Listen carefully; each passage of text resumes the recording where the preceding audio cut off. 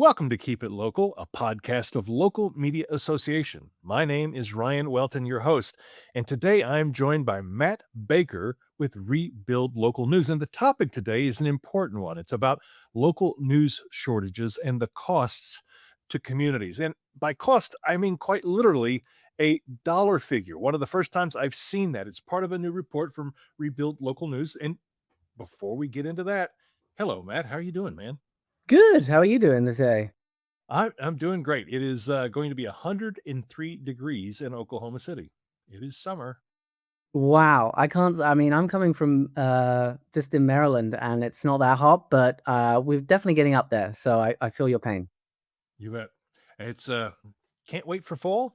All right. Uh, Yes, that's right. so this report, the literal title of it is "New Report Reveals Local News Shortage is Costing Communities $1.1 billion a year," and we're going to talk about that. That is the topic of this podcast episode. But first, Matt, tell us about yourself, how you got into journalism and local media, and what your journey was to rebuild local news.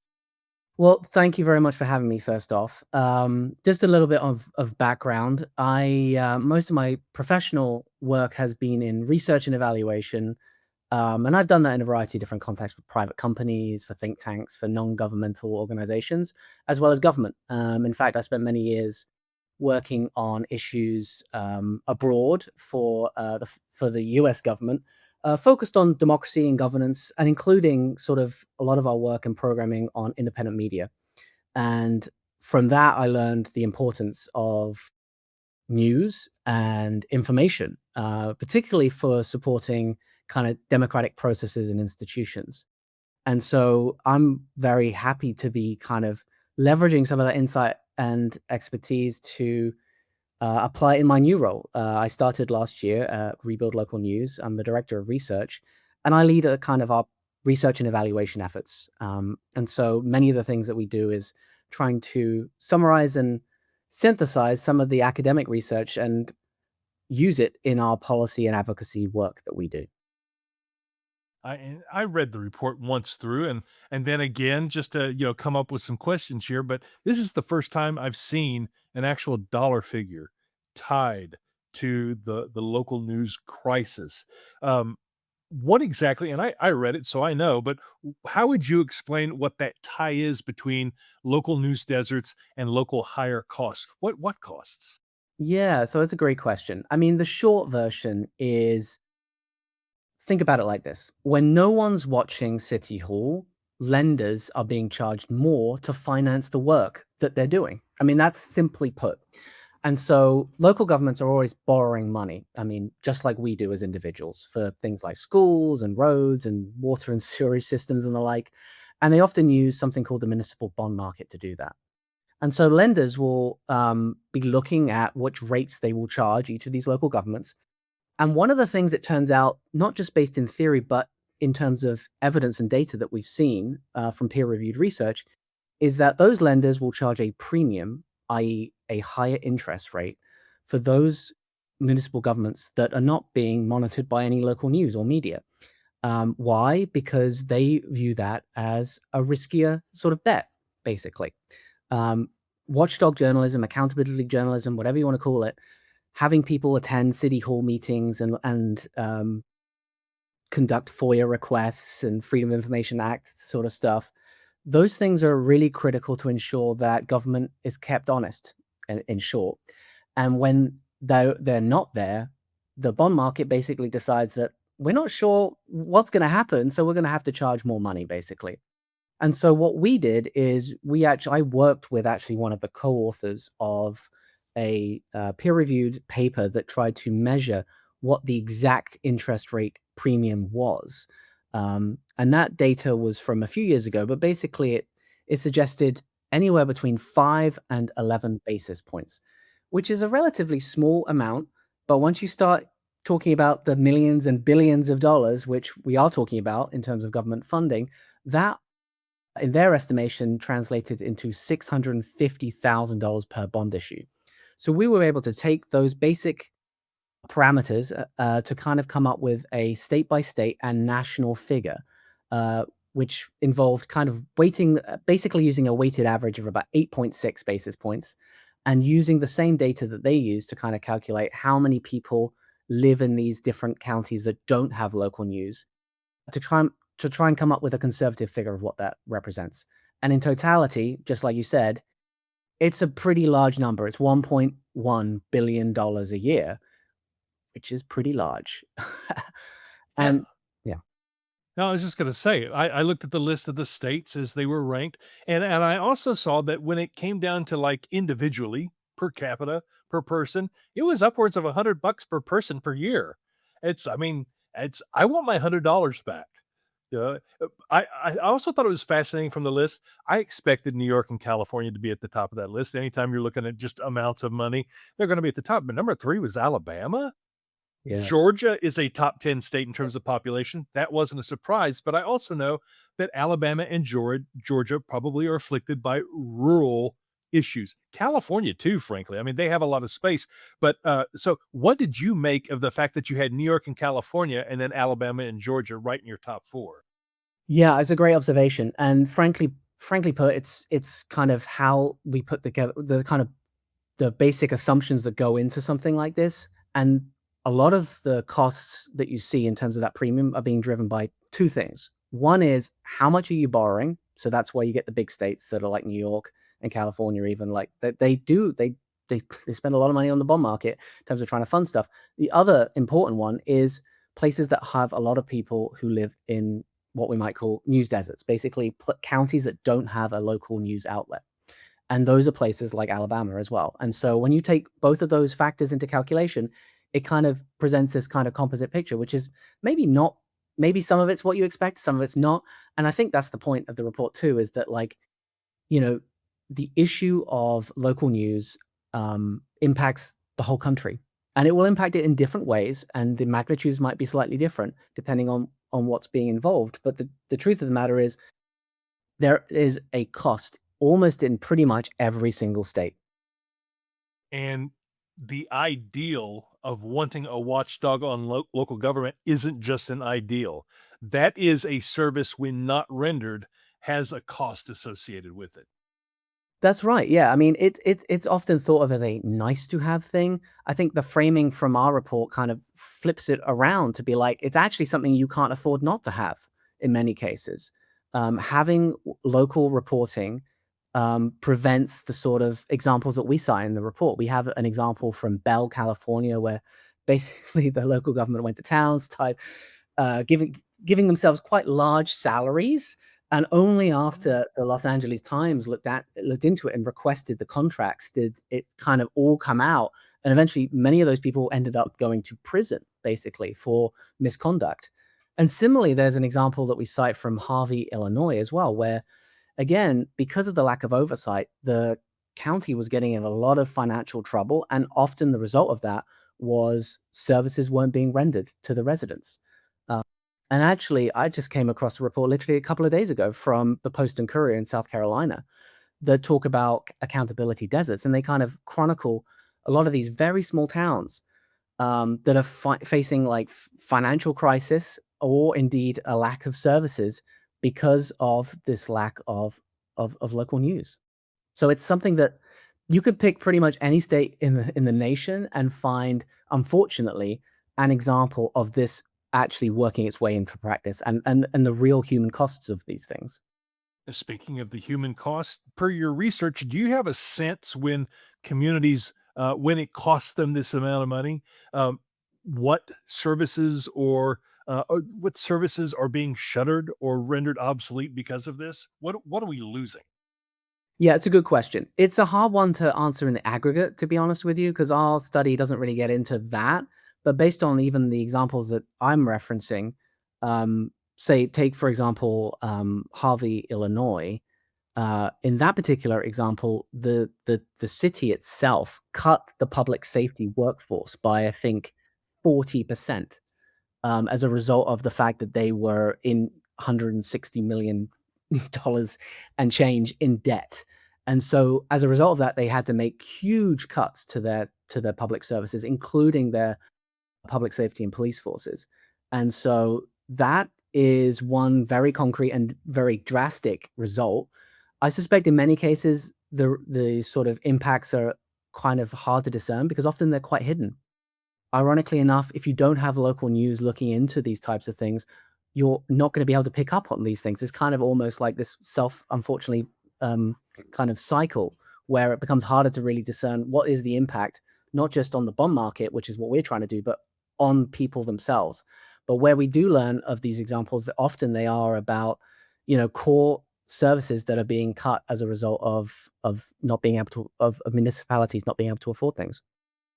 And in an area where it doesn't seem, I mean, there are trust issues within local news, trust issues with government. Certainly, everybody's on a heightened alert for what they don't trust. This just allows government officials with bad intentions to run amok. That is right. I mean, that is why you want a free and independent local press to kind of keep folks honest, to kind of ask the questions that maybe you don't have the time to answer, but definitely want to have asked of officials and government officials. I noticed on the list, I looked at the top to see who was most impacted, but then at the bottom, I saw Hawaii was 0. Yes. Is that really a 0, or is it just wasn't enough information, or do they just have, like, perfect self-governance?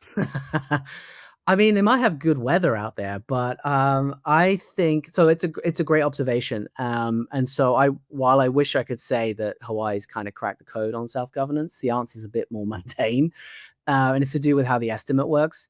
We define a news desert relatively conservatively as a county with no local newspaper at all, and so Hawaii, by the very nature of not having a huge number of counties, doesn't really count, and so its population doesn't, like, get a premium.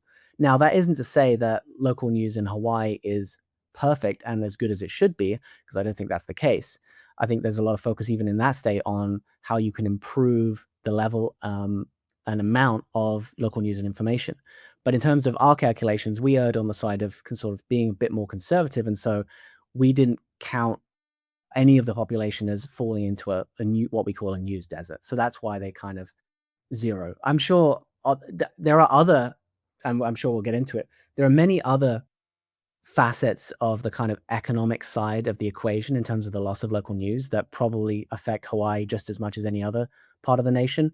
But in terms of our estimates on the bond market, it may be on the lower end of things. But Yeah, the, president of Rebuild Local News, Stephen Waldman, excuse me, is quoted as saying, "Government investment in reviving local news will pay for itself, and then some." Of course, there's been a lot of talk about getting Congress behind, supporting advertisers for local newspapers. It could be online digital platforms and whatnot. And you noted some of the things we lose, but are there some examples that go beyond minimizing borrowing costs where this type of legislation would actually be super helpful? yeah, it's a great question. I mean, there is quite a lot of empirical research these days on the effect of the local news crisis, as we might call it, the lack of local news and information in places.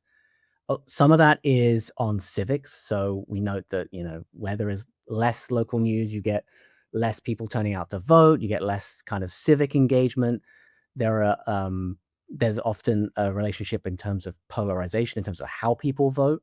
But there's also a connection with even elements of our social fabric as well. So there is some research from Danny Hayes, for example, that looks at the relationship between local news and loneliness. So people's self-reported levels of loneliness, which many of these types of social and civic implications do have a price tag. They're quite difficult to measure. I'm working on it, trust me, but they are quite complicated. But they certainly do have a real cost, just human cost, but also financial cost.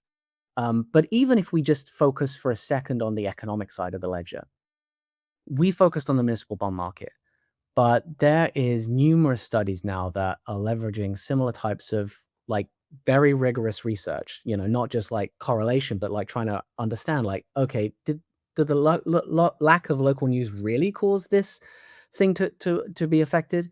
And they've looked into other things like the levels of financial misconduct, the levels of loan denials at the individual level, the rates that people get charged by banks for mortgages, the amount of insider trading, and all of these results as you might expect, don't lend in are pretty. They're not good. Let's just put it like that.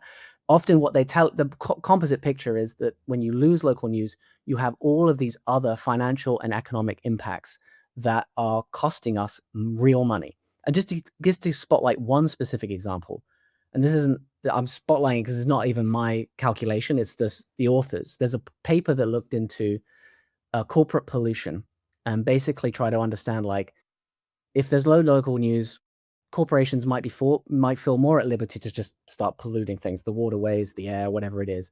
And they estimated that over a 5-year period, kind of companies it would cost them they'd save basically $11.5 million to kind of dial back own environmental controls.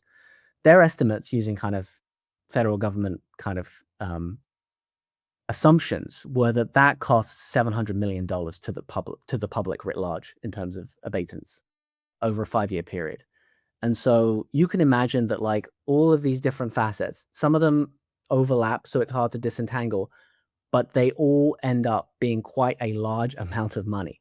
And so whatever the subsidy is that we're talking about, or whatever the policy is, it's as Steve mentioned, it's likely to have paid for itself. It's something I've always believed. I've always believed the communities with robust local newspaper, digital platforms, even a good creator journalist or two that's doing it the right way via the SPJ code of ethics and whatnot. It's all valuable. So I'm the choir. You're preaching to the choir. I'm also a marketing guy. How do we get the rest of the world to understand this? I mean, there's the report, but for most folks who live in sound bites and headlines, how do we get folks to really understand the reality of this? I think it's a tough nut to crack. There's so much noise out there. There's so many things going on. I think a part of it is what we're focused on, at least what I'm focusing on a lot of my work, which is to say, try and put a price tag on it. Because often we know that the research also shows us people are willing to actually pay for it themselves. It's not just public subsidy. Subscriptions also are a great way to raise revenue if you're a newsroom, and they work. And in fact, the research shows that people are actually willing to pay for the hard news, right? They actually will open that wallet up. They want to know what's going on in their local communities. They want to know what the local situation in terms of weather is, what the crime, what's the issues with crime, etc., and public safety and that type of thing. So, but I do think being able to put a sort of finer point in estimating this impact is one critical step to make the public to raise public awareness about the fact that the local news crisis isn't just like this thing that happens somewhere else and that might not really affect my life and how and what's going on for me in my local community. It is and it will have an impact, and we can actually sort of put a price tag on that. And I think going back to your sort of question in terms of marketing, I think just being able to keep it simple and share like what that is might focus people's attention on the fact that this is really, it has a lot of social, civic, and economic implications. And while hard to exactly estimate exactly how much, we're getting better at doing it. It's huge, and we probably need to do something about it. The economic part of it, the dollar, that price tag, I think gets people's attention. So, Matt, I want to take you back to when I first left OU, University of Oklahoma, and my first gig was a general assignment reporter in Hugo, Oklahoma, a town of about, I don't know, 5,500. While I was there, I covered city government, school board, all sorts of little committees and things for Hugo, Soper, Oklahoma, Grant, Boswell, Fort Townsend. That's a mile wide and an inch deep. And when you're talking about subscriptions and people paying for hard news, it's got to be good and it has to be in depth. Speaking of solutions to this problem or possible solutions, do we need more entrepreneurs willing to take the risk to cover smaller communities, not just a county as a whole with 12 little cities in it or little towns with places that don't have a local news presence? Or is it all about government help?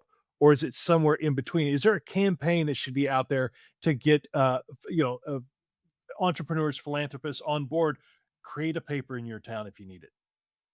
I think you're onto something. I think this term hyperlocal, which is to mean like what you're saying, like somewhere like just in my local community or in my town, as opposed to the county or the city or whatever it is.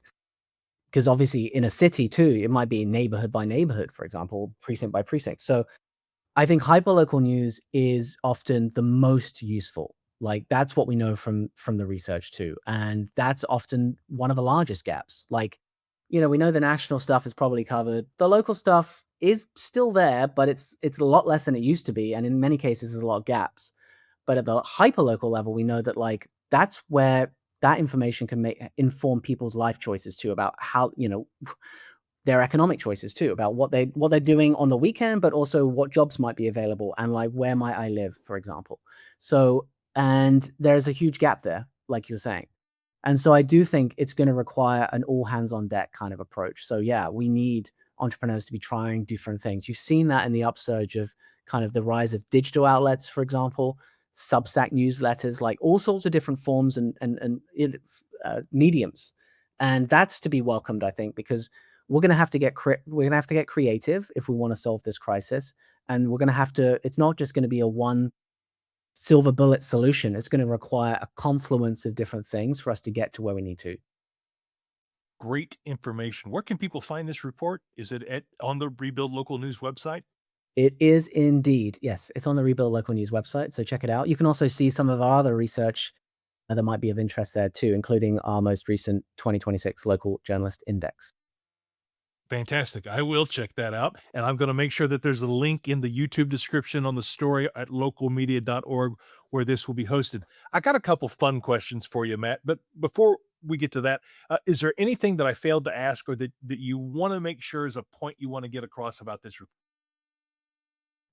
I want people to check it out. So whichever state you are from and you just happen to come across this podcast, find out what the cost is in your state, right? I think that, is the beginning point. We're going to be following up with more research along similar lines to try and make estimates of different types of sort of financial implications of the local news crisis. So I suppose the other thing to say is stay tuned. There's more coming where this is. Fantastic. We'll be looking forward to that. Okay. A couple of fun questions. First one, what makes you most encouraged about the future of local news and why? And second one, I'm going to start asking this of all Keep It Local guests. What are your go to local news sources or your go to news sources in general?